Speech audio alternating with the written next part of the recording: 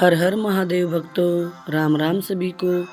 भगवान शिव की अपार करुणा और दया आप सब पर बरसती रहे। प्यारे भक्तजनों, आज हम अपनी इस वीडियो की शुरुआत परम भक्त संत शिरोमणि प्रहलाद की प्रार्थना से करते हैं। प्रहलाद जी भगवान से कहते हैं, हे वर देने वालों में शिरोमणि, मेरे स्वामी, यदि आप मुझे मुँह मांगा वर देना ही चाहते हैं तो मैं आपसे यह वर मांगता हूँ कि मेरे हृदय में कभी किसी भी कामना का चाह का बीज ही अंकुरित न हो। प्यारे भक्तजनों, आज से हम भगवान की 24 अवतारों की कथा का वर्णन करने जा रहे हैं। आज भगवान के 24 अवतारों में जो सबसे पहला अवतार है वो है भगवान का मत्स्य अवतार। भगवान ने मत्स्य अवतार क्यों लिया, आज हम आपको इस कथा का श्रवण कराएंगे। भगवत वत्सल भगवान के जितने भी अवतार हैं सभी शाश्वत सुख के समुद्र हैं। उनके नाम रूप लीला आदि का और छोर नहीं है। जीवों का उद्धार करने के लिए अवतार लेकर भगवान लीलाओं का विस्तार करते हैं। जिस भक्त का मन भगवान के जिस रूप में लग जाता है वह उसी रूप में रम जाता है और उसमें उसी रूप से संबंधित प्रेम भाव जग जाता है। भगवान के सभी रूप अनंत सुख के सागर हैं, अतः प्रेम भाव की तरंगों का आर पार भला कौन पा सकता है। सभी अवतार नित्य हैं और ध्यान करते ही हृदय को प्रेम आनंद से प्रकाशित कर देते हैं। तब वह भक्त ऐसा सुखी हो जाता है जैसे दरिद्र धन पा गया हो। पर इस प्रकार का दुर्लभ अनुभव तभी होता है जब वह गंभीर रहस्य को समझे। जिस प्रकार केशों की कुटिलता दूषण न होकर भूषण है, उसी प्रकार मीन वाहरा आदि भगवान के अवतार भी भक्तों को सुख देने वाले हैं। सभी अवतार नित्य एवं पूर्ण हैं। श्री अग्रदेव जी की यह सुंदर मान्यता की रीति मुझे बहुत अच्छी लगी। 24 अवतारों की यह माला मेरे हृदय में हार की तरह बसे। अचिंत्य परमेश्वर की अतर्क्य लीला से त्रिगुणात्मक प्रकृति द्वारा जब सृष्टि प्रवाह होता है तो उस समय रजोगुण से प्रेरित होकर वे परब्रह्मा परमात्मा सगुण होकर अवतार ग्रहण करते हैं। वस्तुतः यह जगत परमात्मा का ही लीला विलास है, लीला रमण का आत्मभिरण है। इसलिए भगवान अपनी लीला को चिन्मय बनाने के लिए अपने ही द्वारा निर्मित जगत में अंतर्मयी रूप से स्वयं प्रविष्ट भी हो जाते हैं। वे परम प्रभु अजायमान होते हुए भी बहुत रूपों में लीला करते हैं। उनकी यह लीला उनके अपने आनंद विलास के लिए होती है, जिसके फलस्वरूप भक्तों की कामनाएं भी पूर्ण हो जाती हैं। भगवान का अपने नित्य धाम से पृथ्वी पर लीला अवतरण ही अवतार कहलाता है। कल्प भेद से भगवान ने अनेक अवतार धारण कर अपने लीला चरित से संत जन परित्राण दुष्ट दलन और धर्म संस्थापन के कार्य किए हैं। उनके अनंत अवतार हैं, अनंत चरित्र है और अनंत लीला कथाएं हैं। प्यारे भक्तजनों, शुरू करते हैं भगवान के मत्स्य अवतार की कथा। ब्रह्मा जी के सोने का जब समय आ गया और उन्हें नींद आने लगी, उस समय वेद उनके मुख से निकल पड़े और उनके पास ही रहने वाले हयग्रीव नामक दैत्य ने उन्हें चुरा लिया। ब्रह्मा नामक नैमित्तिक प्रलय होने से सारे लोग समुद्र में डूब गए।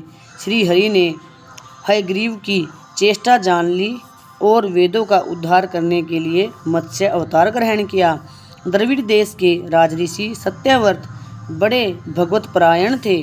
वे मलय पर्वत के एक शिखर पर केवल जल पीकर तपस्या कर रहे थे। ये ही वर्तमान महाकल्प में वैवस्वत मनु हुए। एक दिन कृतमाला नदी में तर्पण करते समय उनकी अंजलि में एक छोटी सी मछली आ गई। उन्होंने उसे जल के साथ फिर नदी में छोड़ दिया। उसने बड़ी प्रार्थना की कि मुझे जल जंतु खा लेंगे, मेरी रक्षा कीजिए। राजा ने उसे जल पात्र में डाल लिया। वह इतनी बड़ी कि कमंडल में स्थान न रहा। तब राजा ने उसे एक बड़े मटके में रख दिया। 2 घड़ी में वह 3 हाथ की हो गई। तब उसे एक बड़े सरोवर में रख दिया। थोड़ी ही देर में उसने महामत्स्य का आकार धारण किया। जिस किसी जलाशय में रखते उसी में वह बड़ी हो जाती। तब राजा ने उसे समुद्र में छोड़ दिया। उसने बड़ी करुणा से कहा, राजन, आप मुझको इसमें न छोड़े, मेरी रक्षा करें। तब उन्होंने प्रश्न किया, मत्स्य धारण करके मुझको मोहित करने वाले आप कौन हैं? आपने एक ही दिन में 100 कोस के विस्तार का सरोवर घेर लिया है। आप अवश्य ही सर्वशक्तिमान, सर्वांतर्यामी, अविनाशी श्री हरि हैं। आपने यह रूप किस उद्देश्य से ग्रहण किया है? तब भगवान ने कहा, आज से 7वें दिन तीनों लोक प्रलयकालीन समुद्र में डूब जाएंगे। तब मेरी प्रेरणा से एक बड़ी भारी नाव तुम्हारे पास आएगी। उस समय तुम समस्त प्राणियों के सूक्ष्म शरीरों को लेकर सप्तऋषियों के समेत उस पर चढ़ जाना और समस्त औषधियों और बीजों को साथ रख लेना। जब तक ब्रह्मा की रात्रि रहेगी तब तक मैं तुम्हारी नौका को लिए समुद्र में विहार करूंगा और तुम्हारे प्रश्नों का उत्तर दूंगा। यह कहकर मत्स्य भगवान अंतर्ध्यान हो गए। प्रलय काल में वैसा ही हुआ जैसा भगवान ने कहा था। मत्स्य भगवान प्रकट हुए। उनका शरीर सोने के समान दिव्यमान था और शरीर का विस्तार 4 लाख कोस का था। शरीर में एक बड़ा भारी सींग भी था।